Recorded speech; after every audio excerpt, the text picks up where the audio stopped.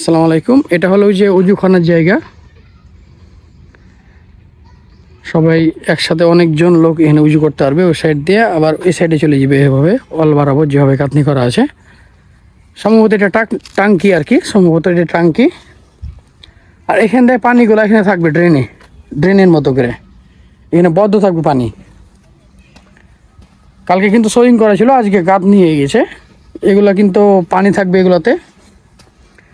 আর সামনে এ পাশ দিয়ে যে কালকে মিস্ত্রি বলছিল, পাশ দিয়ে কিন্তু ড্রেন থাকবে একটা, দেখতেই পাচ্ছেন। একটা দুইটা, এখানে একটা তিনটে, কাজ কিন্তু এখনো বাকি। এগুলা চারটে, এখানে রাউন্ড হয়ে গেছে। এখান থেকে রাউন্ড হয়ে চলে যাবে এদিকে, এদিক দিয়ে আবার ওই দিকে।